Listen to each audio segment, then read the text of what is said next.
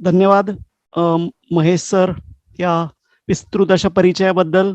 पण मला विशेष आनंद असा होतोय की 100वे जे व्याख्यान आहे ते मला द्यायची संधी मिळते आणि 100 व्याख्यानांच्या निमित्त जे काही 99 जे रथी महारथी तज्ज्ञ लोक यात बोललेले आहेत त्यांच्या पंक्तीला मला बसायला मिळते. हा एका अर्थाने माझा बहुमान मी समजतो आणि आजच्या व्याख्यानाला सुरुवात करतो. विषय माझा आहे गडकिल्ल्यांवरील वनस्पती आणि ट्रेकिंग म्हणजे गिरीभ्रमण ही अत्यंत आवडती अशी एक अनेक लोकांचा छंद असतो.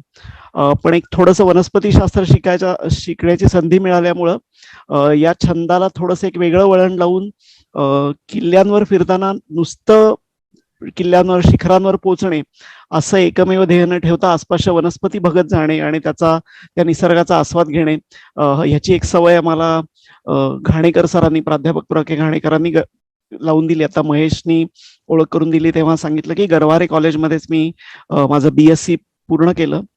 तर मुळात गडकिल्ले वनस्पती या विषयाचंच एक पुस्तक मी लिहिलं होतं. 2013चं हे पुस्तक आहे आणि स्नेहल प्रकाशननी प्रकाशित केलेलं हे पुस्तक आहे. तर हा 2000 सालापासून जवळपास मी MSc 2000 साली झालो. त्यानंतर किल्ल्यांवरची भटकंती आणि हे ते चालूच राहिलं होतं.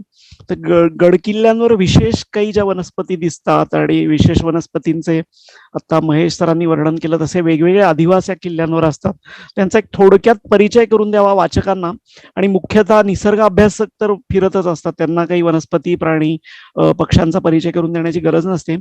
पण जे ट्रेकर्स आहेत, भटके आहेत, गिरीप्रेमी आहेत, त्या सर्वांसाठी विशेष करून हे पुस्तक लिहायचा मी प्रयत्न केला. आणि हे ते 13 सालचं पुस्तक आणि त्याच्यानंतर एकदम उत्साहवर्धक प्रतिक्रिया होत्या. त्याच्या आधी मी एक दुर्ग अभ्यास वर्ग हा जो भारत इतिहास संशोधक मंडळाचा एक वर्ग होता तिथेही याविषयी बोलत होतो.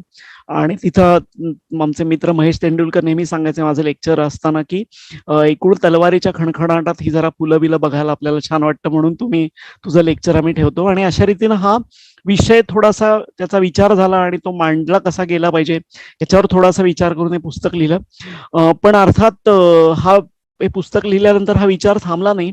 तर मी थोडं पुढे जाऊन त्याच्यावर शास्त्रीय स्वरूपातही लिहिण्याचा प्रयत्न केला आणि डॉक्टर तेतालीन बरोबर एक आम्ही पेपर याच्याविषयी लिहिला की उत्तर सह्याद्रीमध्ये नॉर्दर्न वेस्टर्न घाटमध्ये जर आपल्याला एखादा एरिया, एक काही ठराविक प्रकारचे अधिवास हे प्रायोरिटी कॉन्झर्वेशन एरिया संरक्षणासाठी त्यांच्यावर भर दिला पाहिजे असे जर काही प्रदेश शोधून काढायचे असतील, असे काही अधिवास शोधून काढायचे असतील तर ते किल्ले कसे त्यासाठी उत्तम आहेत. आणि तुम्ही किल्ले नुसते प्रोटेक्ट केलेत, त्यांचं संरक्षण केलं तर पुरेशी जैवविविधता आपल्या नॉर्दर्न वेस्टर्न घाटमधली उत्तर सह्याद्रीतली ही प्रोटेक्ट होणार आहे अशी मांडणी या स्वरूपाच्या पेपरमध्येही केली होती. आणि एक वेगळं माध्यम असतं रिसर्च पेपरमध्ये मांडणं आणि मराठीत मांडणं, आणि तोच जो विचार आहे या पुस्तकाच्या निमित्ताने मी मांडलेला आणि या पेपरच्या निमित्ताने मांडलेला तोच आजच्या व्याख्यानात मी थोडासा उलगडून सांगण्याचा प्रयत्न करणार आहे. इंग्रजीतली अनेक वचनं वाचली असतील की मुक्काम, destination is not important, journey is important, की प्रवास हाच जास्ती आनंददायी आहे. त्यामुळे हा निसर्ग रम्य भागातला, निसर्गरम्य मार्गावरचा प्रवास किल्ल्यांवर करत राहिलं तर तुम्ही त्या उंचीवर पोहोचता, जे ध्येय गाठायचं असतं तेही मिळतं आणि तुमचा प्रवासही जो आहे तोही अधिक आनंददायी होतो. मुख्यतः आजच्या व्याख्यानात मी गिरिदुर्गांविषयी जास्ती बोलणार आहे, कारण गिरिदुर्ग, वनदुर्ग, जलदुर्ग असं सगळं हे जे दैवज्ञ विलास मध्ये 13व्या शतकात जे प्रकाशित झालेलं आहे, लाला लक्ष्मीधर यांनी लिहिलेलं, त्याच्यात दुर्गांचे अनेक प्रकार सांगितलेत. पण आता आपण जो ज्याच्यावर रोख ठेवू तो म्हणजे गिरिदुर्ग, सह्याद्रीतले जे डोंगर आहेत त्या डोंगर किल्ल्यांना जी काही तटबंदीची शेलापागोटी चढवली आहेत तर त्या शेलापागोट्यांमध्ये वसलेले दुर्ग असं म्हणून त्यांच्यावर आपण आज आपला या व्याख्यानाचा रोख ठेवूया. पण मुळात एखादा विषय आपण अभ्यासाला घेतला तर आम्हाला विज्ञानचा अभ्यास करताना शिकवलं जातं की प्रश्न निर्माण करायचा, की तुम्ही जे करताय त्याला क्वेश्चन करायचं. कारण तर किल्ल्यांवरील वनस्पतीचा अभ्यास का करावा असा प्रश्न तुम्ही निर्माण केला तर म्हणजे तुम्हाला उत्तरं सापडतात, ती जास्ती महत्वाची असतात. आणि त्या दृष्टीनं त्या उत्तरांच्या दिशेने जाणारा प्रवास असतो, दिशेने जाणारा जो अभ्यास असतो तो जास्ती सूत्रबद्ध असतो, जास्ती अर्थात त्याला टँजिबल रिवॉर्ड्स म्हणता येईल की काय, तुम्हाला नेमकं सुसूत्रपणे काय पाहिजे ते मिळवून देणारा असतो. तर मला आजच्या व्याख्यानात महत्वाचे मुद्दे बोलायचे ते म्हणजे किल्ले आणि अधिवास. कारण अधिवास हा फार महत्वाचा शब्द आहे. हे 3 इंग्रजी शब्द आहेत. एकाला म्हणतात इकोसिस्टीम, एकाला म्हणतात हॅबिटॅट आणि एकाला म्हणतात निश. तर हे तिन्ही गोष्टी, त्याच्यातल्या इकोसिस्टीमला आपण परिसंस्था म्हणतो, हॅबिटॅटला अधिवास म्हणतो आणि निशला तसा काही मराठी चांगला प्रतिशब्द उपलब्ध नाहीये. पण या 3 ज्या ढोबळमानानं संस्था निसर्गात काम करत असतात, तर त्याच्यामध्ये आसपास जे त्याच्यामध्ये राहणारे जे सजीव आहेत, त्याच्या शेजारी असणारे सजीव आहेत, त्यांची जी परस्पर जे संबंध असतात, त्यांच्या परस्पर क्रिया ज्या चालू असतात, तर त्या अभ्यासणं हे खरं तर इकॉलॉजिस्टचा अभ्यास असतो. त्यामुळं किल्ले आणि त्याच्यावरचे अधिवास अभ्यासणे हा माझ्या दृष्टीने, ह्या जे आधी प्रश्न विचारला होता की किल्ल्यांवरील वनस्पतींचा नेमका अभ्यास का करावा, याचं उत्तर त्यांच्या अधिवासाच्या अभ्यासात आहे. किल्ल्यांवरील नुसत्या वनस्पतींचा परिचय करून घ्यायचा झाला तर आपण म्हणतो महाराष्ट्रात 3600 वनस्पती आहेत, आणि किल्ले आणि त्याच्या परिसरातल्या सगळ्या वनस्पतींची जर आपण नेमकी यादी केली तर ती संख्या 2-2.5 हजारापर्यंत सहज जाईल. कदाचित खूप साऱ्या वनस्पती कुठल्या ना कुठल्या तरी किल्ल्यावर असतील. तेव्हा आज आपण परिचय करून घेणार आहोत महत्वाच्या वनस्पती, ज्या सर्व बहुतेक सगळ्या गिरिदुर्गांवर आहेत, ज्यांचा परिचय करून घेणं फार महत्वाचं आहे. कारण किल्ल्यांवर जर तुम्हाला भटकंतीला जायचं असेल तर या वनस्पती फार महत्वाच्या आहेत. वेगळ्या काही वनस्पती किल्ल्यांवर ज्या आढळतात, ज्या इतर कुठल्या अधिवासात आढळत नाहीत, इतर कुठल्या प्रदेशात, इतर कुठल्या तरी जागी तुम्ही गेलात तिथं आढळणार नाहीत, अशा वेगळ्या वनस्पती कुठल्या किल्ल्यांवर आहेत त्याच्याविषयी आपण थोडक्यात बोलू. अगदी थोडक्यात, काही किल्ल्यांवर खास लावलेल्या आणि स्थलांतरित वनस्पती आहेत आणि त्यामुळे त्यांच्याविषयी थोडक्यात त्यांचा परिचय करून घेऊ. मी कायम या जो पुढचा मुद्दा आहे त्याच्यावर कायम माझा रोख असतो की याविषयी सारखं बोललं गेलं पाहिजे, की आपलं पण जे आहे, आपलं पण, आपल्या सह्याद्रीचं जे आपलेपण आहे, सह्याद्रीचं जे सह्याद्रीपण आहे ते आहे तिथल्या प्रदेशनिष्ठ वनस्पतींमध्ये. आणि त्याच किल्ल्यांवर असलेल्या प्रदेशनिष्ठ वनस्पती कुठल्या आहेत आणि त्यांचा थोडक्यात परिचय करून घेऊ. आणि मग किल्लेच हे नेमके अधिवास या प्रदेशनिष्ठ वनस्पतींना का जागा देतात वाढायला, किंवा तिथंच त्या का आढळतात, याचे थोडीशी कारणमीमांसा करायचा प्रयत्न करूयात. पुष्प निरीक्षण हा एक छंद आता हळूहळू रूढ होतोय. जसा पक्षी निरीक्षण आणि ऑर्निथॉलॉजी, पक्षी निरीक्षण म्हणजे हे एक हौशी प्रांत आहे आणि ऑर्निथॉलॉजी हा अतिशय सिरियस असा सायन्सचा सब्जेक्ट आहे. त्या दोघांमध्ये जशी एक फेंट रेषा आहे तशी आता एक बॉटनी आणि पुष्प निरीक्षणात व्हायला लागले. पुष्प निरीक्षण करणाऱ्या लोकांची संख्या वाढते, तर त्यांच्यासाठी किल्ले कसे महत्वाचे त्याच्याविषयी समजून घ्यायचा प्रयत्न करू. आणि परत कितीही आपण इतिहासाविषयी बोललो आणि जुन्या गोष्टींविषयी बोललो तरी लोक म्हणणारे असतातच की ही पुराणातली वांगी पुराणात राहिली, तुम्ही आजच्या दृष्टीनं काय महत्व आहे ते बोला. तर हे सगळे जे आता वर मांडलेले मुद्दे आहेत ते वर्तमानाच्या दृष्टिकोनातून किल्ल्यांकडे कसं बघितलं पाहिजे. कारण आपल्याला त्याचा भूतकाळ माहिती आहे, त्याचा वर्तमान नीट समजून घेतला तरच त्याच्या भविष्याचं जो प्लॅनिंग आहे, त्यांच्याकडे भविष्यात कुठल्या दृष्टिकोनातून त्यांचं संरक्षण केलं पाहिजे, ते का, त्यांना भविष्यात काय स्थान आहे आपल्या, हे बघण्यासाठी त्याचं वर्तमान समजून घेणं गरजेचं आहे. आणि वर्तमानाच्या दृष्टिकोनातून ते का महत्वाचे आहेत ते ह्याच्यातून आपण समजून घ्यायचा प्रयत्न करूया. आता पहिला मुद्दा मी थोडा विस्तारानं सांगतो की किल्ले आणि अधिवास. मी मगाशी म्हणलं तसं अधिवास म्हणजे हॅबिटॅट. ज्यांना कदाचित हा शब्द ज्यांनी ऐकला नसेल किंवा ज्यांनी ऐकलाय पण त्याची व्याख्या माहित नाही त्यांच्यासाठी मी थोडक्यात सांगतो. अधिवास म्हणजे एखाद्या सजीवासाठी लागणाऱ्या सर्व गोष्टींची पूर्तता ज्या ठिकाणी असते त्या भागाला, ती जी सिस्टीम आहे, छोटी सिस्टीम आहे, संस्था आहे, त्याला अधिवास असं म्हणतात. तर किल्ल्यांवर अधिवास असतात. शेजारचा कुठलाही, तुम्ही एखाद्या किल्ल्याच्या शेजारचा डोंगर घ्या तर तुम्ही म्हणू शकाल किल्ल्या इतकीच त्याला उंची आहे आणि किल्ल्या इतकेच त्याच्यावर बाकीचे अधिवास सापडू शकतात, मग किल्ल्यांना का एवढं महत्व द्यायचं. तर किल्ल्यांना महत्व द्यायचं एकमेव कारण म्हणजे मी हा मुद्दा पुस्तकातही मांडलाय आणि त्या लेखातही, शास्त्रीय लेखातही मांडण्याचा प्रयत्न केलाय की किल्ल्यांवर नैसर्गिक अधिवास असतात पण मानवनिर्मित अधिवासही काही असतात.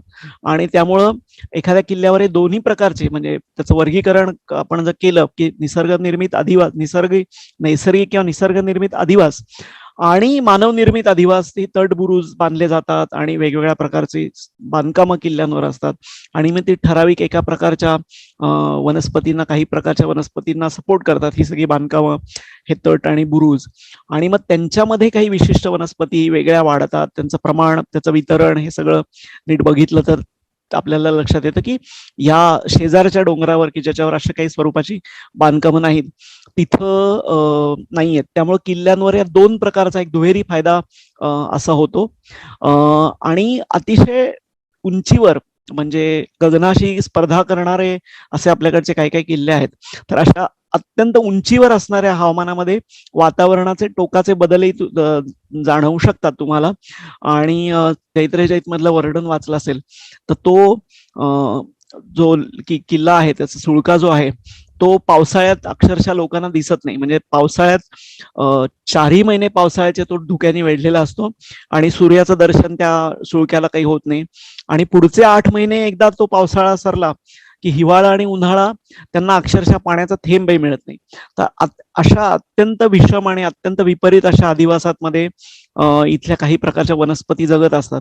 आणि त्यांनी या जे बदल आहेत टोकाचे वातावरणातले बदल त्यांच्याशी जुळून घेत स्वतःमध्ये जे बदल केलेत ते निरखणे, ते अभ्यासणे आणि त्यांच्या दृष्टीनं या वनस्पतींकडे बघणे हे फार महत्वाचं मला वाटतं. आणि आमचा गेल्या काही वर्षात आघारकर संशोधन संस्थेत आम्ही जो अभ्यास करतो मांडायचा प्रयत्न करतोय की भविष्य काळात जे हवामान बदलाची जी संकट आहेत की भविष्य काळात तापमान वाढणारे आणि पाणी कमी होणारे, तर मग आपल्याला आपल्या पिकांसाठी जे जीन्स हवे असणार आहेत भविष्यातली जी इंजिनियर्ड क्रॉप्स असतील तर ते जीन्स मिळवण्यासाठी, ते ट्रेट्स मिळवण्यासाठी या टोकाच्या वातावरणातील टोकाच्या स्थितीमध्ये राहणाऱ्या वनस्पतींकडेच आशेनं बघण्यासारखी परिस्थिती आहे. किल्ल्यांचं जे रामचंद्र अमात्यांची तुम्ही आज्ञापत्र वाचलीत शिवाजी महाराजांची, तर त्याच्यात त्यांनी लिहिलंय की किल्ला हा मुद्दामून दुर्गम केला पाहिजे, शक्यतो शत्रू तिथं पोचलाच नाही पाहिजे. आणि या दुर्गमतेमुळं किल्ला सुरक्षित राहतो पण तिथल्या वनस्पती, तिथले अधिवासही सुरक्षित राहतात. आणि त्यामुळे मानवी हस्तक्षेपापासून दूर राहणे आणि निसर्गता असलेली दुर्गमता प्लस ती दुर्गमता अधिक वाढवलेली अशा जास्तीच्या दुर्गमतेमध्ये काही विशेष वनस्पती वाढू शकतात ज्या कदाचित महाबळेश्वर सारख्या गिरीस्थानी सहज दिसू शकल्या असत्या त्या उंचीवर, पण मानवी हस्तक्षेप आणि इतर सगळ्या गोष्टीमुळे त्या नष्ट झाल्या असतील. त्या किल्ल्यांवर या दुर्गमतेमुळे आणि मानवी हस्तक्षेपापासून दूर राहिल्यामुळे वेगळ्या दिसू शकतात. तर अशामुळे किल्ल्यांवरच्या वनस्पती महत्वाच्या आहेत आणि त्या राखल्या पाहिजेत. तुम्ही जर किल्ल्यांवरच्या आता वनस्पतींचं वर्गीकरण करायचं गेलं तर खालच्या घेऱ्यातल्या वनस्पती, मग तो किल्ला नेमका कुठं वसलाय याच्यानुसार त्या घेऱ्यातलं जे काही जंगल आहे ते कळतं. मग तुम्ही सह्याद्रीच्या खुद्द धारेवर जे किल्ले आहेत त्याच्यामध्ये तुम्हाला खालच्या घेऱ्यामध्ये निम सदाहरित किंवा आर्द्र पानगळी जंगल दिसू शकतं. थोडं पूर्वेला या सह्याद्रीच्या मुख्य धारेच्या तुम्ही गेलात तर शुष्क पानगळी प्रकारची वनं दिसू शकतात. या मराठवाडा आणि त्या भागातले किल्ले बघितले तर तिथलं जे काटेरी वृक्षवन आहेत ते दिसू शकतात. असे घेऱ्यातलं जंगल हा किल्ला नेमका कुठे आहे त्यानुसार ठरतं. उतारांवरचं जंगल हा किल्ल्यासाठी माझ्या दृष्टीनं फार महत्वाचा अधिवास आहे, कारण याच्यावर बऱ्याच अशा वनस्पती वाढतात की ज्या इतरत्र फारशा मिळत नाहीत. आणि तटबुरुजांवरील वनश्री म्हणजे मी म्हणलं तसं मानव निर्मित अधिवास आहे. त्याच्या एक ठराविक प्रकारच्या वनस्पतींना वाढण्यासाठी म्हणजे जास्ती संख्येने असण्यासाठी, वाढण्यासाठी त्या प्रकारचे जे अधिवास आहेत ते अधिक चालना देतात, अधिक मदत करतात.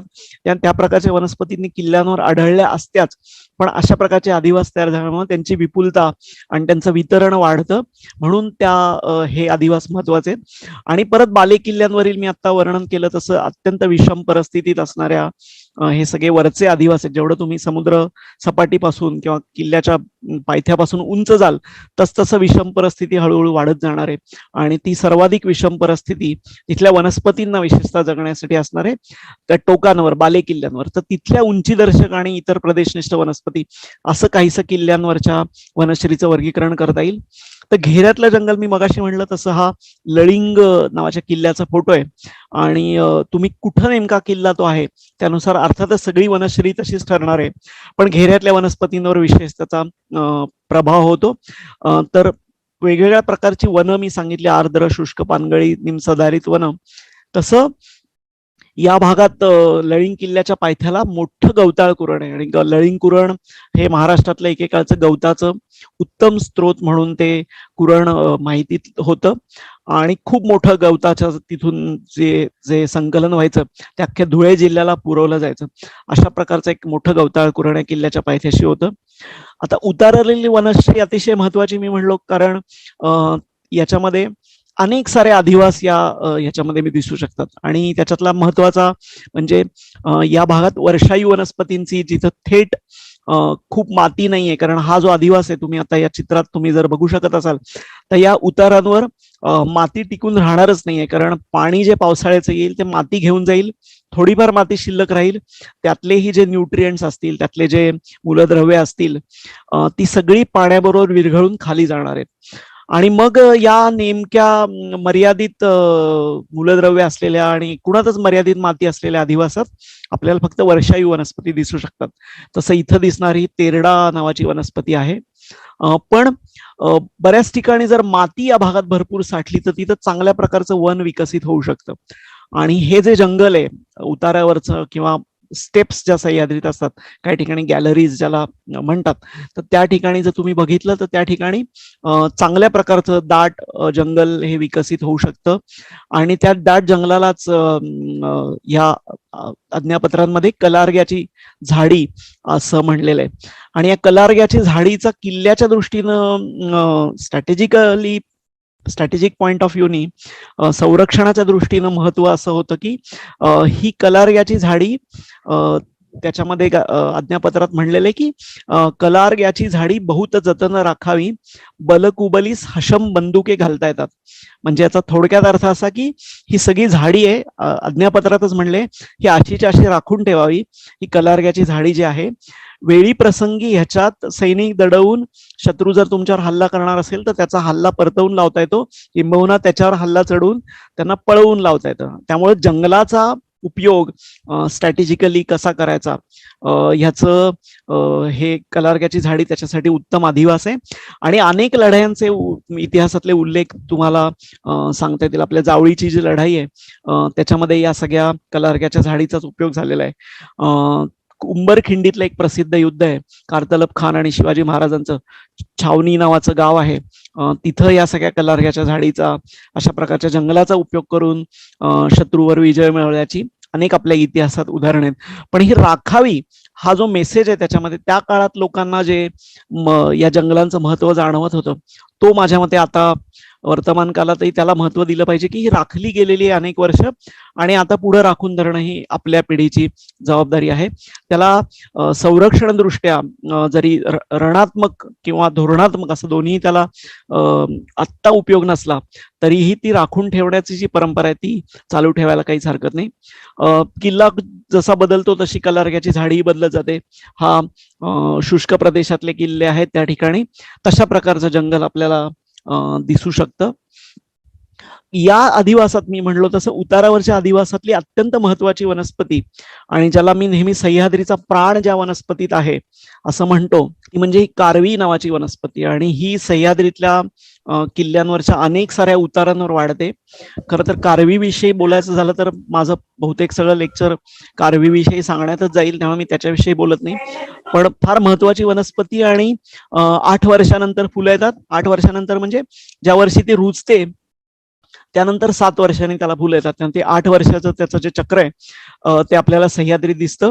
किल्ले भटकणाऱ्यांसाठी ही कारवी अशा दृष्टीनं महत्वाची की या कारवीतून जाणारे सगळे रस्ते असतात, आणि ज्या वर्षी कारवीला फळं येतात त्या वर्षीच्या पावसाळ्यात त्या बिया त्याच्या तडकतात पाण्याबरोबर, पहिल्या पावसाबरोबर, आणि इतरत्र सगळीकडे पडतात. तशा त्या वाटांवरही पडतात, आणि पाऊस पडला की त्या रुजून येतात त्या पावसाळ्यात, आणि जुने जे 7 वर्ष वापरातले रस्ते होते ते पूर्ण या कारवीमध्ये बुजून जातात. ज्या वर्षी कारवी फुलते आणि फळते त्याच्या पुढच्या वर्षी परत वाटा शोधणं हा एक किल्ले भटक्यांसाठीचा महत्वाचा एक कष्टदायक भाग असतो. कारवीचे अनेक भाऊबंद सह्याद्रीमध्ये आहेत. एक कविताही आम्ही लिहिली होती की तोरणगडच्या चढणीवरली निळी कारवी परवा फुलली. तर ती त्यातली आणखीन एक कारवी या तोरणगडवर असणारी म्हणजे ही टोपली कारवी नावाची वनस्पती, कारवीच्याच गटातली आहे. पण हे बुश असतं, आणि एखाद्या टोपियरी गार्डन प्लांट्स मध्ये कशी करतात की त्या झाडाला व्यवस्थित छाटून त्याचा एक आकार तयार करावा, तसा या कारवीचा आकार असतो. आणि असं एकत्र राहणं गठ्ठ्याने राहणं या वनस्पतीसाठी अत्यंत महत्वाचं आहे. कारण ती ज्या अधिवासात वाढते तिथं या वनस्पतीला खूप उंच वाढता येत नाही, कारण महामूर पाऊस तर असतो, त्या जोडीला अत्यंत जोरात वाहणारा वारा या भागात असतो. आणि मग खूप वारा वाहत असेल तर वनस्पती जेवढी उंच जाईल त्या वरच्या भागांचं नुकसान होईल. त्या अशा वारा भरपूर असलेल्या आणि पाऊस भरपूर असलेल्या अधिवासांमध्ये ही मिळते.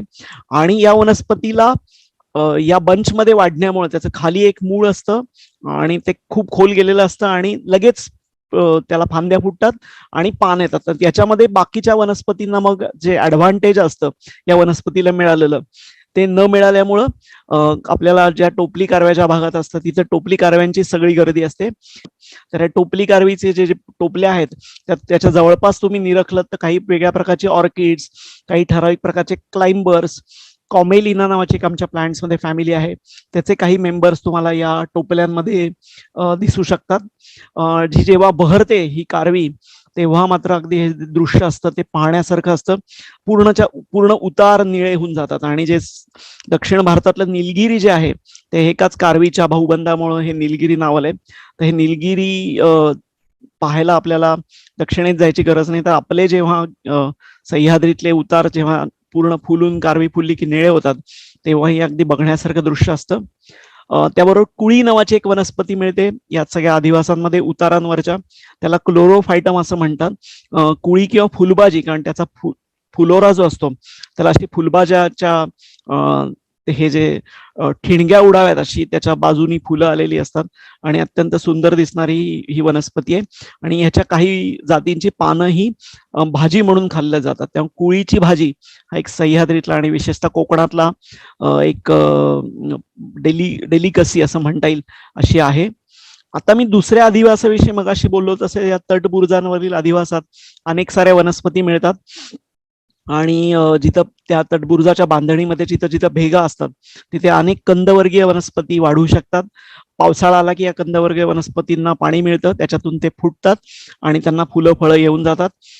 परत या तटबुरुजाला वर्षभर पाणी मिळणार नसतं, तेव्हा एकदा फुलं येऊन गेली, बिया उधळून झाल्या की ही वनस्पती त्याचा जो जमिनीवरचा भाग आहे तो पूर्णपणे वाळून जातो आणि कंद जो असतो त्याचा कंद म्हणजे आम्ही बोटॅनिकली ज्याला ट्युबेरॉइड, बल्ब, कॉर्म, रायझोम असं बरीच नाव वापरतो.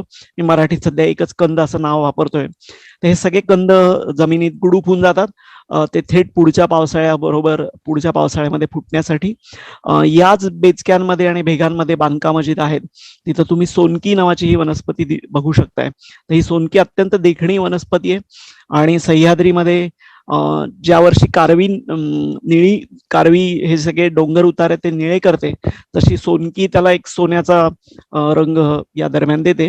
आणि ही दरवर्षी फुलणारी वनस्पती आहे सोनकी, कारवी सारखी 8 वर्षांनी फुलणारी नाही. या सगळ्या ह्याच्यावर तटबुरुजांमध्ये अनेक प्रकारचे फायकस वृक्ष वाढतात. आणि आपल्याकडे एक असा समज आहे ज्याच्या शास्त्रीय बाजूनी बघायला गेलं तर त्याच्या बाजूनी मतं मांडणारे आहेत आणि विरोधात मतं मांडणारी आहेत. काही लोक म्हणतात या फायकसमुळे हे सगळे बांधकाम जे आहे ते पडून जातं, ढासळतं सगळं जे स्ट्रक्चर आहे ते. पण काही लोकांनी असा अभ्यास करून दाखवलेला आहे की हे या फायकसचं रेटिक्युलेशन आहे, त्याची जी मुळं आहेत ही सगळी हे धरून ठेवतात. तेताली सर आणि सीतारामन आणि जोग जिओलॉजी डिपार्टमेंटचे यांनी मिळून एक पेपर करंट सायन्समध्ये लिहिला होता ज्याच्यात असं मांडण्याचा त्यांनी प्रयत्न केला होता की हे सगळी जी तटबुरुजांवरची जी फायकस मंडळी वाढतात तर ही सगळी हे स्ट्रक्चर जे आहे ते होल्ड करून ठेवतात, त्याला सपोर्ट देतात आणि त्याच्यामुळे ते ढासळत नाही. ते एकमेकांच्या आधाराने हे तटबुरुज टिकवून ठेवण्याचं काम फायकस आणि स्वतः हे सगळे दगड करत राहतात. एकाच गिरिदुर्गावरचा रत्नदुर्गावरचा फोटो आहे की ज्याच्यामध्ये तुम्ही बघू शकता अख्खच्या पांढरं जाळं या रूट्सचं, फायकसच्या रूट्स तयार झालेले आहे. आणि एक फायकस नाहीये तर अनेक सगळ्या फायकस स्पीसीज ह्याच्यावर वाढत आहेत. आणि जंगलामध्ये तुम्ही जर फायकस बघितले तर हे एकदम वेगळेच वागतात की ते एकमेकावर स्ट्रँगलर्स म्हणून वाढतात, एकमेकावर आधारासाठी परजीवी म्हणून, आधारासाठी नव्हे परजीवी म्हणून वाढतात. पण किल्ल्यांवरच्या बुरुजांवर तुम्ही बघितलं तर ते इंडिपेंडंट असतात, स्ट्रँगलिंग नसतात, पण त्यांचं रूट नेटवर्क हे काहीसं एक प्रकारचं असू शकतं. आणखीनही काही प्रदेशनिष्ठ वनस्पती या तटगुजरांच्या आश्रयाने उभ्या कड्यांवर आढळतात आणि त्यातली एक महत्वाची वनस्पती म्हणजे शिंदेळ माकडी, असं याचं मराठी नाव आहे. फ्रेरिया इंडिका असं त्याला म्हणतात. आणि शिवनेरी किल्ल्यांवरून महाराजांचा जिथे जन्म झाला तिथूनच पहिल्यांदा नोंदली गेलेली डालझेल नावाच्या वनस्पती शास्त्रज्ञांनी नोंदलेली ही फ्रेरिया इंडिका नावाची वनस्पती आहे. आणि या वनस्पतीला अत्यंत उभ्या कड्यांवर, मी मगाशी ज्या अधिवासाचा उल्लेख केला त्याच्यावरच ती वाढते. 4 महिने भरपूर पाऊस, ज्यावेळी सूर्यदर्शन नसतं, शक्य नसतं, आणि 8 महिने पाण्याचा थेंब नाही, अशा परत विपरीत अधिवासात वाढते. आणि त्याच्या काड्या तुम्हाला लोंबलेल्या या अधिवासांमध्ये दिसू शकतात. आणि पावसाळ्यात जेव्हा तुम्ही बघाल तेव्हा त्याला पानं आलेली असतात आणि फुलं आलेली असतात. आणि पानं फुलं पावसाळ्यापुरती असतात, पावसाळा झाला रे झाला की पानं गळून जातात आणि फक्त ती काडी लोंबताना तशीच त्या अधिवासात राहते. आणि ज्यांना थोडंफार फिजिओलॉजी कळतं, की आता मी ज्याच्याविषयी सविस्तर बोलत नाही, पण हा मुद्दा फार महत्वाचा आहे की याची पानं जी आहेत ती नेहमीच एक C3 फोटोसिंथेसिस जे आहे ते करणारी आहेत, कारण ते फोटोसिंथेसिस जास्ती इफेक्टिव्ह आहे जेव्हा पाणी भरपूर उपलब्ध असतं तेव्हा. आणि ही पानं एकदा गळून गेली की त्याचं जे खोड आहे ते तसं तसं राहतं. ते कॅम नावाचं एक विशेष वेगळं फोटोसिंथेसिस मेकॅनिझम आहे, ते करत राहतं. तेव्हा असं मिक्सचर असलेल्या जगातल्या फार थोड्या वनस्पती आहेत, त्यातली एक आपल्या सह्याद्रीवरची आहे. एकेकाळी ही जगात नोंदल्या गेलेल्या 12 दुर्मिळ वनस्पतींपैकी होती, पण आता बऱ्यापैकी ठिकाणून ती डालझेलनी शोधलेली वनस्पती. आणि त्यातले बहुतेक सारे किल्लेच आहेत. सज्जनगडावरून ती मिळते, पुरंदरच्या शेजारचा वज्रगडावरून तिची नोंद आहे, अशा बऱ्याच किल्ल्यांवरून तिची नोंद झालेली आहे. हे एक प्रकारचं, परत ह्याच कड्यांवरचं थोडीशी माती जर त्यांना मिळाली, कोकण कड्यावरचं हरिश्चंद्रगडचा फोटो आहे, थोडीशी माती मिळाली तिथं मॅट फॉर्मिंग काही वनस्पती वाढू शकतात. आणि त्या मॅटच्या आधारानं ते एक मातीची चटईच तयार करतात त्या डोंगर त्याच्या उभ्या कड्यांवर, आणि त्याच्यामध्ये ते मॅट फॉर्मिंग वाढू शकतात. किल्ल्यांवरच्या टाका, परत एक वेगळ्या अधिवासाविषयी मी उल्लेख करतोय. किल्ल्यांवरचं जे टाकं आहे त्याच्यामध्ये वेगवेगळ्या प्रकारच्या वनस्पती आढळू शकतात. काही कंदवर्गीय असतात, काही पावसाळ्यापुरत्या तरारतात, त्या फुलं येतात, फळं येतात, ती फळं त्या पाण्यातच टाकली जातात. आणि पाणी सुकून गेलं की त्या चिखलात, ती जी वाळलेली माती असते, आधी चिखलात नंतर वाळलेल्या मातीत त्या बिया तशाच राहतात. पुढच्या वर्षी हे टाकं भरलं आणि कदाचित या वनस्पतींना एक वॉटर कॉलमचं प्रेशर निर्माण झालं, एक ठराविक उंचीचा पाण्याचा कॉलम तयार झालाय असं जाणवलं की मग त्या बिया रुजतात आणि त्याच्यापासून ही झाडं तयार होऊ शकतात. याच कड्यांमध्ये वाढणारी पाणतेरडा नावाची वनस्पती, खूप सगळे किल्ले फिरणारे लोक शेवटचे जे आपल्या सह्याद्रीतले विशेषतः दुर्ग आहेत त्यांच्या शेवटचे जे टप्पे आहेत चढणीचे, ते सगळे कड्याला घासून घासून कडेने त्याच्या जावं लागतं. आणि त्याच्यामध्ये तुम्ही या उभ्या कड्यांवर वाढणाऱ्या या पाणतेरडासारख्या वनस्पती बघू शकता. याच भागात मी मगाशी म्हणलं तसं काही प्रकारचे जल उभारी वनस्पती असतात. जल उभारी वनस्पती म्हणजे त्या वनस्पती मेल्यासारख्या वाटतात. याच्यातलं वर जे संजीवनी दिसते ते पण मेल्यासारख्या वाटत असल्या तरी पुढच्या वर्षीचा जो पावसाळा आहे तो पावसाळा पहिलं पाणी त्यांना मिळालं की त्या परत तरारून उठतात. तीच सजीव जो इतके दिवस मेल्यासारखा पडून राहतो तो परत तेच पान जिवंत होतं आणि नव्यानं जसं काही लाईफ मिळाल्यासारखं ते वाढायला लागतं. उंचीदर्शक वनस्पती या किल्ल्यांवर अनेक दिसू शकतात. तुम्ही 15 ऑगस्ट आमची आवडती तारीख होती. आघारकरमध्ये झेंडावंदन झालं की अनेक वर्ष आम्ही सिंहगडलाच जायचो थेट.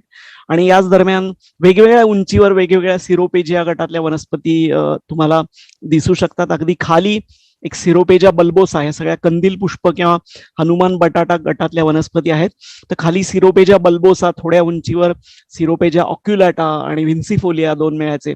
थोडं आणि तुम्ही वर गेलात की सिरोपेजिया मेडिया, आणि एकदम टोकावर सह्याद्री म्हणजे सिंहगडाच्या पठारावर सिरोपेजिया सह्याद्रिका, थोड्या शेवटच्या चढणीच्या टप्प्यावर आणि वर किल्ल्यावर सह्याद्रिका, अशा उंची दर्शक दाखवणाऱ्या वनस्पती तुम्हाला मिळू शकतात. त्यामुळे एखाद्याने तुम्हाला जर डोळ्यावर पट्टी बांधली आणि सिंहगडावर एका ठिकाणी उभं केलं आणि सांग किती उंचीवर आलो होत आपण, तर तुम्ही आसपास कुठला सिरोपेजिया शोधून एक अंदाजे सांगू शकता की या उंची दरम्यान आपण आलेलो असण्याची शक्यता आहे. आता हा मारुतीचा फोटो तुम्ही म्हणाल कशासाठी मी लावला, नुकतीच हनुमान जयंती झाली म्हणून का? तर तसं नाही, मी त्याचा उल्लेख करतो. तर द्रोणागिरी पर्वताचे आपल्या ह्याच्यामध्ये अनेक उल्लेख आहेत. सगळ्या साहित्यामध्ये आणि लोकजीवनामध्ये द्रोणागिरी पर्वताचे विविध रेफरन्स सापडतात.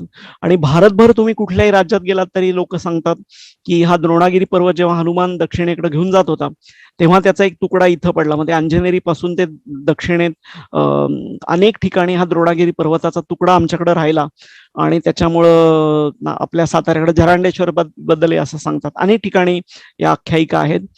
तर या किल्ल्यांसंदर्भात कशा लावायच्या, तर ह्याचं कारण म्हणजे एक प्लॅस्टोसीन नावाचा एक कालखंड होता, सुमारे 26 लाख वर्षापूर्वी तो सुरू झाला. आणि आत्ताचं जे आपलं होलोसीन नावाचा एक कालखंड आहे सध्याचा, ज्याच्यामध्ये मुख्यतः माणसाची शेती निर्माण झाली, तो सुरू होताना प्लास्टोसीन संपला. त्या 26 लक्ष वर्षापासून ते आता 10,000 12,000 वर्षापर्यंत, तर हा आईस एज या कालखंडाला म्हणतात. आणि हा या दरम्यान भारताचं चित्र जर तुम्ही बघितलं तर भारतभर बर्फ होता. आणि असं झालं होतं की हिमालयातल्या ज्या बर्फात वाढणाऱ्या वनस्पती आहेत त्या एकेकाळी भारतभर पसरलेल्या होत्या. आणि जसजसं बर्फ वितळत गेला आणि वातावरण आणखीन आणखीन कोरडं होत गेलं तसतसे या वनस्पती मुख्य भूभागातून भारताच्या नष्ट झाल्या. आणि फक्त जिथं उंच पीक्स आहेत, उंच शिखरं आहेत, अशा ठिकाणी त्यांना थोडंसं सह्याद्री हिमालयाशी साधर्म्य असणारं पण थोडंसं सह्याद्रीतलं पण मानवेल असं वातावरण ज्या ठिकाणी आहे त्या ठिकाणी या टिकून राहिल्या.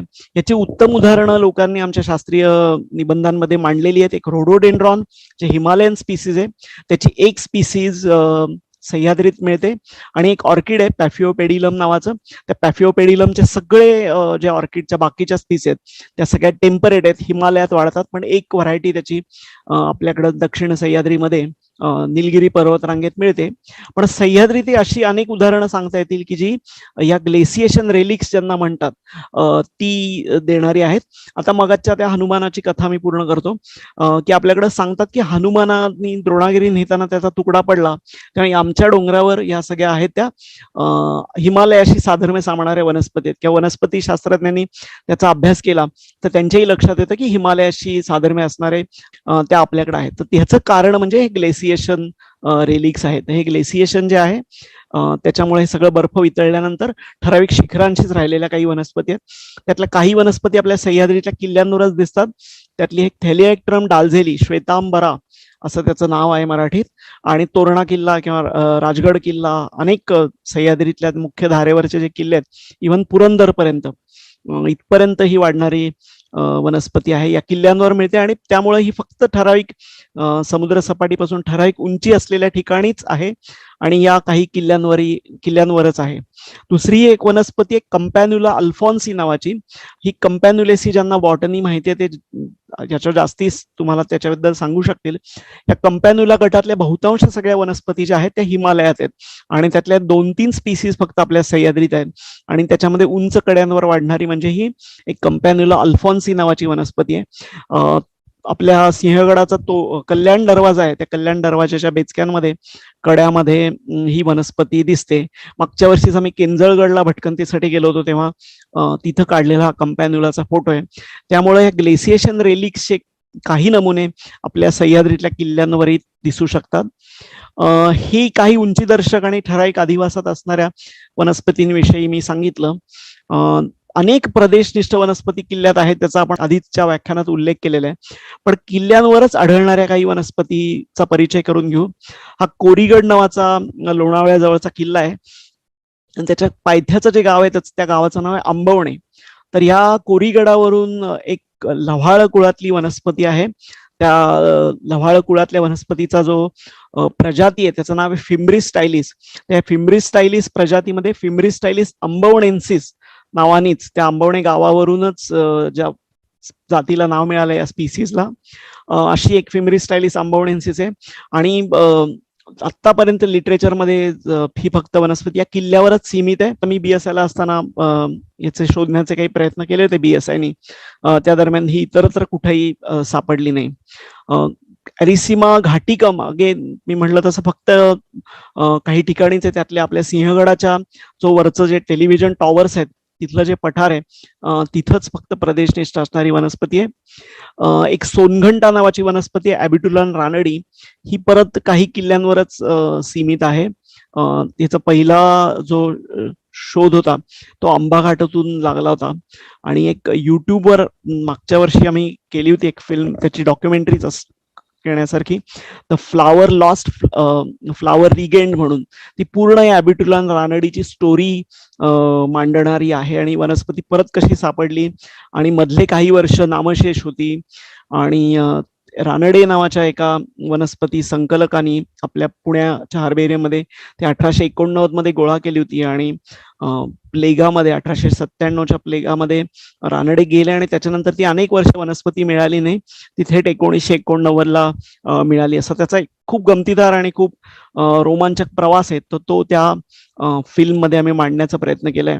काही किल्ल्यांवरच परत आढळणाऱ्या वनस्पतींपैकी ही एक सोनजाई नावाची वनस्पती आहे. याच्या सगळ्या रानजाई आपल्या ज्या आहेत क्लेमॅटिस त्याच्या गटातलीच आहे, त्याच्या प्रजातीमधली आहे. पण बहुतेक साऱ्या रानजाया आहेत ज्या आपल्या डेक्कनच्या प्लॅटूवर दख्खन पठारावर मिळतात, पण खास उंचीवरच आढळणारी आणि किल्ल्यांवर असणारी आणि सोनेरी फुलं असलेली अशी ही सोनजाई आहे. मी म्हणलं तसं किल्ले हे नुसतेच अनेक प्रदेशनिष्ठ दुर्मिळ वनस्पतींसाठी महत्वाचे आहेतच आहेत, पण त्या जोडीनं अनेक सुंदर आणि देखण्या वनस्पती तुम्हाला जर बघायच्या असतील आणि त्यांचं छायाचित्रण करायचं असेल, प्रकाश चित्रण, तर किल्ले ह्या उत्तम जागा आहेत. तुम्ही किल्ल्यांवर गेलात तर तुम्ही सहज एका दिवशी पावसाळ्यात गेलात तर 100-1 तुम्हाला रानफुलं सहज दिसू शकतात, एवढं विविधता त्यांच्यामध्ये आहे. त्याच्यामध्ये आता बरेच गोष्टींविषयी, बऱ्याच वनस्पतींविषयी सांगता येईल, पण इथं मी फक्त 4 फोटो ठेवलेले आहेत. त्यामुळे तेरडा आहे, त्यानंतर एक विग्ना खंडाळेन्सिस नावाची खंडाळ्यातूनच नोंदली गेलेली वनस्पती आहे. त्यानंतर एक आपली नेहमीची जी कळलावी किंवा ग्लोरी लिली, ग्लोरिओसा सुपर्बा आहे. पंद नावाचा एक गट आहे आपल्याकडे वनस्पतींचा सह्याद्रीमध्ये. त्या पंद गटातल्या म्हणजे पिंडा आणि त्याच्या रिलेटेड पिंपिनेल्ला, पिंडा, हेरॅक्लियम अशा गटातल्या सगळ्या वनस्पती तुम्हाला इथं दिसू शकतात. काही अनेक देखण्या वनस्पती वेगवेगळ्या किल्ल्यांवर दिसू शकतात. त्याच्यातली ही युलोफिया ऑक्रिएटा नावाची काही किल्ल्यांवर आणि उंचीदर्शक असणाऱ्या ठिकाणीच वाढणारी ही रिनवार्डशिया इंडिका नावाची वनस्पती आहे. अबई असं त्याला मराठी नाव आहे आणि उंची दर्शकच आहे, त्यामुळे फक्त किल्ल्यांवरच अशातला भाग नाही, अनेक ठिकाणी मिळते. येवतेश्वर मध्ये आहे. तुम्हाला नीट बघायचे असेल तर महाबळेश्वर मध्ये जी महाबळेश्वर आणि अतिबळेश्वरची देवळं आहेत त्यांच्या भिंतींवर ही अबई आहे. पण अनेक किल्ल्यांवरही रायगडावर, राजगडावर ही आपल्याला दिसू शकते. त्यानंतर ही पॅनक्रॅशियम नावाची आपली जी स्पायडर लिली गार्डन मध्ये लावलेली असते, त्या स्पायडर लिलीच्या कुळातली ही एक वनस्पती आहे. आणि ह्याही अनेक किल्ल्यांवर यासारख्या सुंदर वनस्पती आपल्याला दिसू शकतात. नुसतंच प्रदेशनिष्ठ आणि दुर्मिळ वनस्पतींकडं न बघता उपयुक्तता जर वनस्पतींची बघायची असेल तर अनेक वेगवेगळ्या प्रकारच्या गवताच्या जाती सह्याद्रीतल्या किल्ल्यांवर दिसू शकतात. ते एकेकाळी सह्याद्रीतलं जे चित्र मांडलेलं आहे, सह्याद्रीत कसं त्याचं व्हेजिटेशन बदलत गेलं, तर थोडक्यात असं झालं की शिफ्टिंग कल्टिवेशननी मोठ्या प्रमाणात जंगलांची तोड झाली आणि मग या भागात गवतांनी त्यांचं बस्तान बांधलं. आणि त्यात गवतांमध्ये मुख्य युलालिया नावाचं गवत आहे आणि डायकॅन्थियम नावाचे काही गवत आहेत. तर ते डायकॅन्थियम आणि युलालिया, त्यातल्या डायकॅन्थियमच्या तर अनेक जाती या उंचीदर्शक आणि प्रदेशनिष्ठ आहेत. डायकॅन्थियम जैनी म्हणून आहे, कोळीम ज्याला म्हणतात, असं बरंच या गवतांविषयी बोलता येईल. पण हा जीवधन किल्ल्याचा फोटो आहे आणि तुम्ही बघू शकाल की एखादं विस्तृत गवताळ कुरण असावं असं या ठिकाणी आहे. अनेक साऱ्या खाद्य वनस्पती हा विशेष आमच्या अभ्यासाचा विषय होता. उपाध्याय मॅडम बरोबर मी एक पुस्तकही लिहिलंय सह्याद्रीतल्या खाद्य वनस्पतींविषयी. तर त्यातल्या अनेक खाद्य वनस्पती या किल्ल्यांवर तुम्हाला दिसू शकतात. चवेणी सारखी वनस्पती आहे, अनेक त्यांच्याविषयी अनेक उदाहरणं देता येतील, पण मी आता प्रातिनिधिक स्वरूपात फक्त चवळीचा फोटो ठेवलाय. खास करून किल्ल्यावर लावलेल्या काही वनस्पती आहे ज्यांचा आज्ञापत्रात उल्लेख आहे. त्याच्यामध्ये निरगुडी आहे, कारण निरगुडीचे अनेक उपयोग आहेत. अगदी निरगुडीचा टाळ्याचा एक झाडू करून एक परिसर जमीन झाडण्यासाठी तिथपासून ते निरगुडीमध्ये जे काही अँटीबॅक्टेरियल असतील असे काही गुणधर्म आहेत, अँटी फंगल गुणधर्म आहेत, त्याच्यामुळे धान्यामध्ये निरगुडीची पानं टाकतात आपल्याकडं सह्याद्रीमध्ये. आता आपल्याकडं स्टोरेज सिस्टीम खूप चांगल्या आल्यात, त्यामुळे आपण धान्य चांगल्या प्रकारे साठवू शकतो. पण 100-200 वर्षापूर्वी, कदाचित थोडं मागं जाऊन 400-500 वर्षापूर्वी जर कल्पना केली तर तुम्हाला किल्ल्यावर राहायचंय, जिथं भरपूर जीवितता आहे, तेवढेच कीटक आहेत, तेवढेच त्याच्यावर खाणारे आहेत. त्या काळात धान्य साठवून ठेवणे हे किती अवघड काम होतं ते तुमच्या लक्षात येईल. निरगुडीचा आणखीन उपयोग आहेत, औषधी म्हणून ती वापरली जाते. त्याचं तेल वापरतात. पाय मुरगळला वगैरे तर निरगुडीचा पाल्याचा एक लेप ते गरम करून पाला लावतात.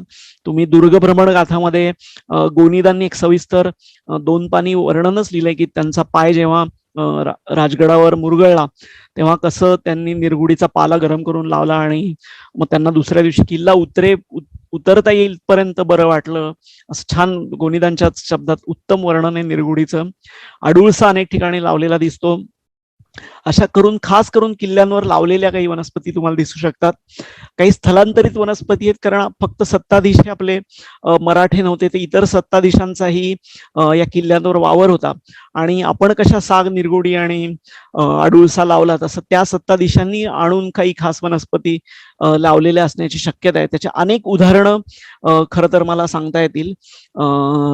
रॅमनस नावाचा एक वनस्पती आहे ज्याचा सगळा बाकीचा आढळ हा अफगाणिस्तान, पाकिस्तान आणि भारतातला ड्राय हिमालयाचा जो भाग आहे त्या भागात आहे. पण त्या रॅमनसची एक पुरंदरेन्सिस नावाची व्हरायटी आहे, ती आपल्याकडं दिसते.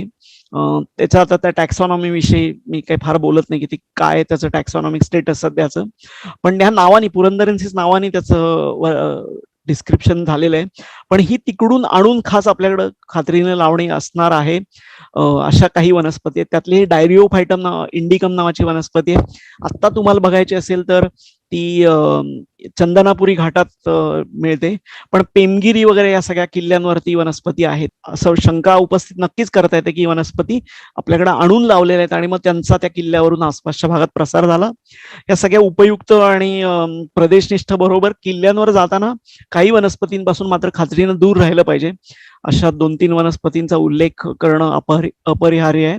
त्यामधली दातपाडी किंवा रामेठा नावाची वनस्पती आहे आणि त्याच्याविषयी अनेक कथा प्रचलित आहेत. मी आता वेळेअभावी त्या सांगत बसत नाही, पण कुठलाही किल्ल्यांवर फिरणारा भटक्या तुम्हाला त्यांची कल्पना या कथांची देऊ शकेल.